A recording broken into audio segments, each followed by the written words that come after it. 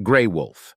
Pervasive in mythology, folklore, and language, the gray wolf has had an impact on the human imagination and has been the victim of levels of misunderstanding that few animals have shared. With the exception of humans and the lion, the gray wolf once had a larger distribution than any other land mammal, once ranging over all of North America from Alaska and Arctic Canada southward to central Mexico and throughout Europe and Asia above 20° N latitude. It lived in every type of habitat except tropical forests and the most arid deserts, and it was the premier hunter of the large, hoofed mammals. Several subspecies occur throughout North America, Eurasia, and Africa. However, classifications disagree on the number of wolf subspecies. Wolves were first domesticated in Northern Eurasia sometime between 14,000 and 29,000 years ago, and selective breeding produced dogs, see lupus familiaris. The wolf is built for travel.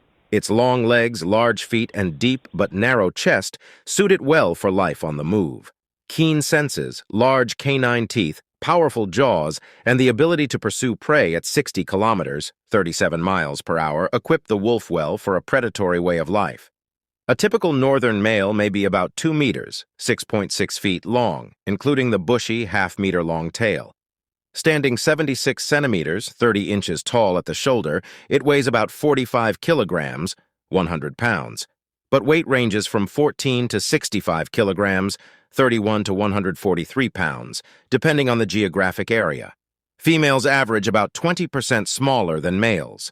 The largest wolves are found in west-central Canada, Alaska, and across northern Asia. The smallest tend to be near the southern end of their distribution, the Middle East, Arabia, and India. Fur on the upper body, though usually gray, may be brown, reddish, black, or whitish, while the underparts and legs are usually yellow-white. Light-colored wolves are common in Arctic regions. Early human societies that hunted for survival admired the wolf and tried to imitate its habits. But in recent centuries, the wolf has been widely viewed as an evil creature, a danger to humans, especially in Eurasia, a competitor for big-game animals, and a threat to livestock. Depredation of livestock was the primary justification for eradicating the wolf from virtually all of the United States, Mexico, and most of Europe. Wolves in the United States were killed by every method imaginable in the 19th and early 20th centuries, and by 1950, they remained only in the northeastern corner of Minnesota. In the late 20th century, greater tolerance, legal protection, and other factors allowed their range to expand in portions of North America and Europe. In 1974, gray wolves were classified as an endangered species by the U.S. Fish and Wildlife Service under the Endangered Species Act. In 1995, wolves from Canada were reintroduced to Yellowstone National Park in Idaho, and captive-reared Mexican wolves, a subspecies, were released to their former range in eastern Arizona, beginning in 1998. At the beginning of the 21st century, an estimated 78,000 wolves inhabited North America. Canada had the largest population, although the provinces of New Brunswick, Nova Scotia, and Prince Edward Island had no wolves, followed by Alaska and Minnesota. Some of the western states, as well as Michigan and Wisconsin, have smaller but recovering wolf populations, which numbered more than 6,000 in total by 2020. Canadian wolves are protected only within provincial parks, and despite the species' removal from the Endangered Species Act in 2021, all wolves in the contiguous United States receive some level of legal protection by federal and state governments. Populations in Southern Europe and Scandinavia are relatively small, but are increasing. The Eurasian population probably exceeds 100,000 and is stable or increasing in most countries, and most afford the wolf some degree of legal protection. Worldwide, there are between 200,000 and 250,000 wolves, and they still occupy about 2/3 of their former range. Although often thought of as wilderness animals, wolves can and do thrive close to people when they are not excessively persecuted and food is available. Wolves usually live in packs of up to 24 individuals, but packs numbering 6 to 10 are most common.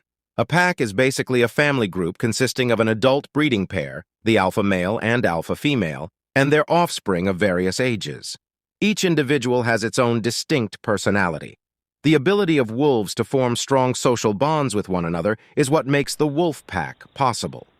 A dominance hierarchy is established within the pack, which helps maintain order.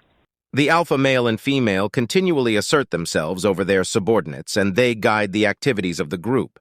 The female predominates in roles such as care and defense of pups, whereas the male predominates in foraging and food provisioning and in travels associated with those activities. Both sexes are very active in attacking and killing prey, but during the summer, hunts are often conducted alone. A pack's territory can be 80 to 3,000 square km, 31 to 1,200 square miles, depending on prey abundance, and it is vigorously defended against neighboring packs. Wolves communicate with one another by visual signaling, facial expression, body position, tail position, vocalizations, and scent marking.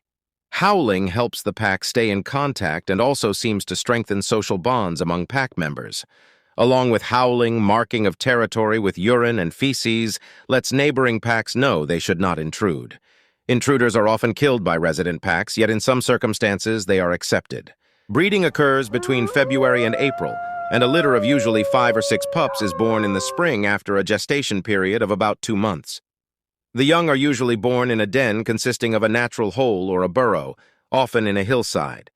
A rock crevice, hollow log, overturned stump, or abandoned beaver lodge may be used as a den, and even a depression beneath the lower branches of a conifer will sometimes suffice. All members of the pack care solicitously for the young.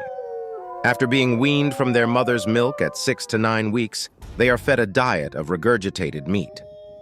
Throughout spring and summer, the pups are the center of attention as well as the geographic focus of the pack's activities. After a few weeks, pups are usually moved from the den to a rendezvous site above ground, where they play and sleep while adults hunt. The pups grow rapidly and are moved farther and more often as summer comes to an end. In autumn, the pack starts to travel again within its territory, and the pups must keep up.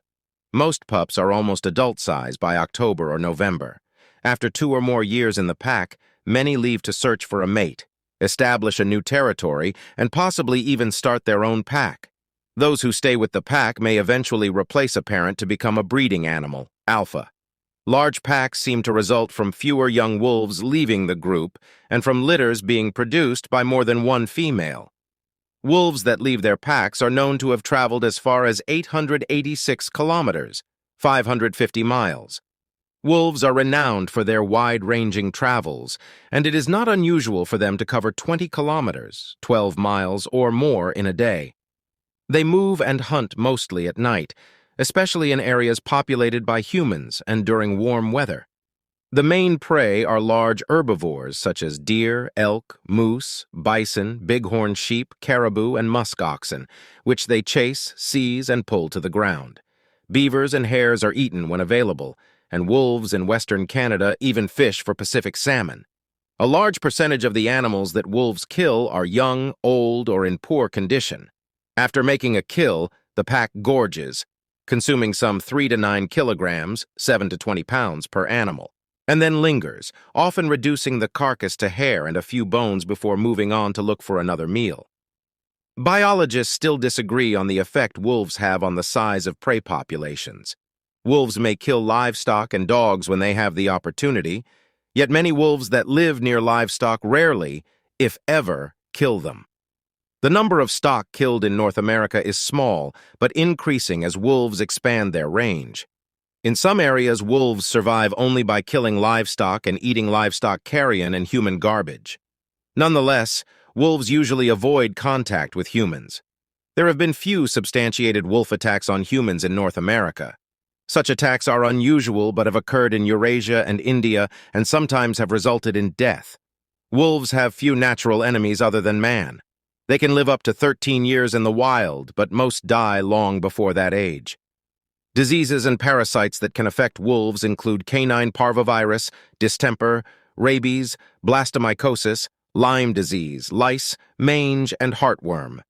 In most areas of the world, humans are the leading cause of death for wolves. In areas of high wolf density and declining prey populations, the major causes of death are killing by other wolves and starvation.